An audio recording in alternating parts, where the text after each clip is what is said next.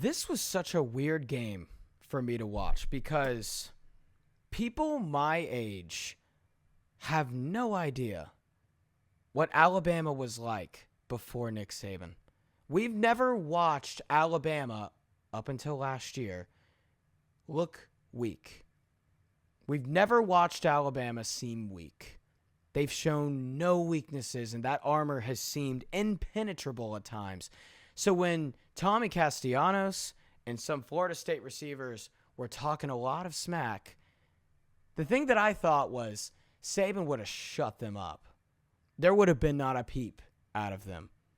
Like Vanderbilt years ago, and a lot of other freaking schools that would go into Alabama, that would talk a lot, and that would get so embarrassed and so annihilated and demoralized. You could see it. So I looked at this and saw what Castellanos was saying in the offseason of they don't have Saban to save them, and I said, this is a really interesting experiment.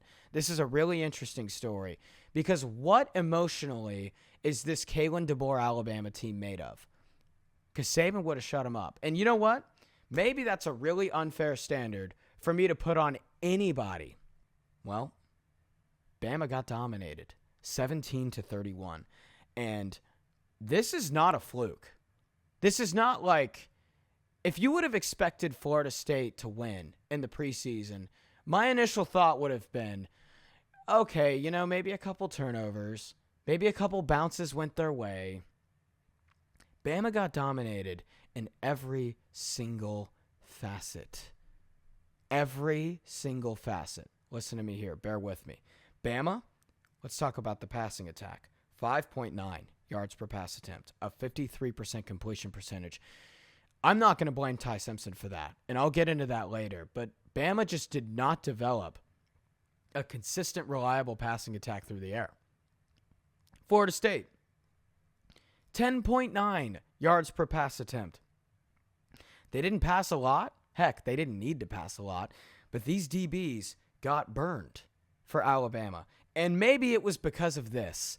Alabama got embarrassed in the trenches. I was like, what am I watching? It was so weird for me to see as a Gen Z guy who's never seen Alabama show any bit of weakness whatsoever until last year. But Alabama, 29 carries, 87 yards, 3.0 yards per carry. What did Florida State do? 46 carries, identity stat, 236 rushing yards. 5.1 yards per carry. Bama got nothing going in the passing game. Their defensive backs got burned. Their front seven got embarrassed. Their offensive line struggled. Their running backs got completely shut down. There was no luck here that Florida State needed to win this game. They won this game in every single facet. Dare I say it, as of right now, the better team won this game. And I know you see that ranking number 8 by Alabama and nothing by Florida State, but there is nothing, no type of preseason ranking that could have convinced me after watching that game that Alabama is still the better team right now than Florida State.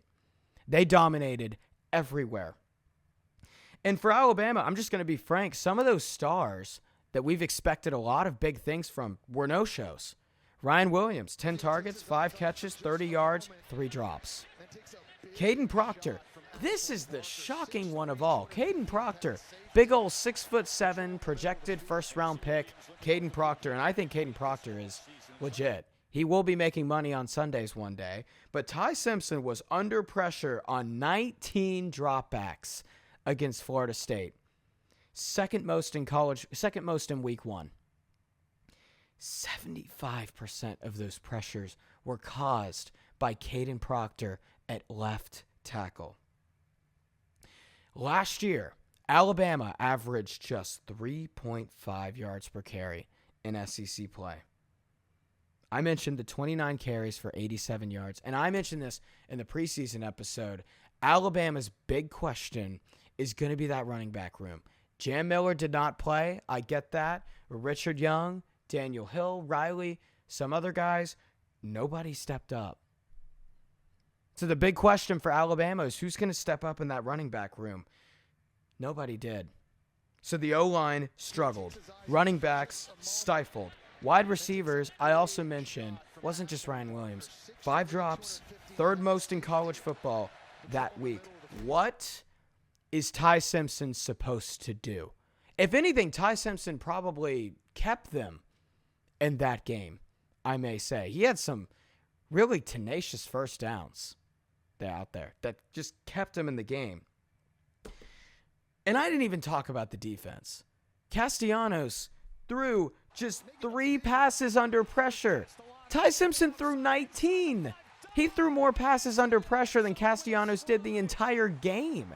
And it was sort of like Penn State and Michigan, years ago when J.J. McCarthy threw the ball 8 times, 9 times. You could fact check me on that. Florida State didn't need to throw the ball. They didn't even need it. And so the better team won on Saturday. Let's just call a spade.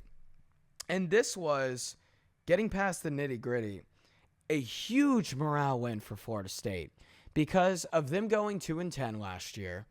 But also, some people forgot this, 2023 college football playoff selection show, right? They call Alabama's name and not Florida State's. So there's an emotional tint of just anger and spite for Alabama. Still from that, I guarantee you.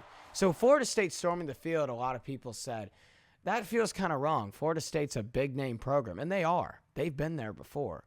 But there's a little bit of that stench of anger, that stench of hatred that makes college football so great. But that was involved in this game. So the better team won, and let's focus on Alabama here for a little bit. This isn't a Texas situation where Texas had one glaring issue that was holding them back. Bama's got a lot of issues, and some issues that I was so unbelievably surprised to see. One, as a team, they're just extremely raw. And here's the thing about talent that I'm going to explain to you. Talent gives you an exponentially higher ceiling than a team with 3 stars.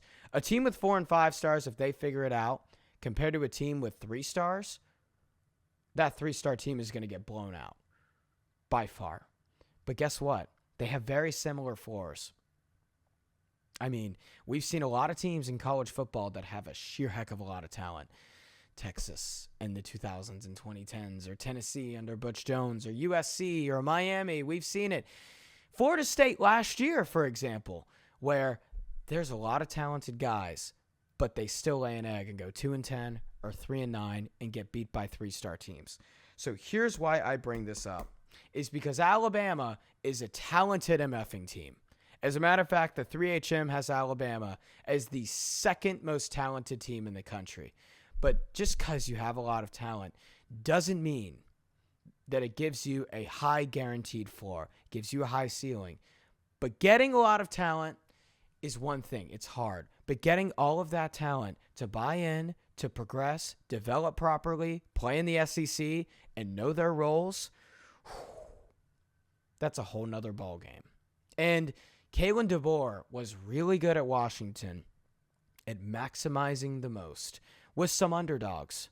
But now you have guys who have been told they're going to the NFL. They're at Bama for a reason. They're amongst the greatest in their classes. How do you manage that?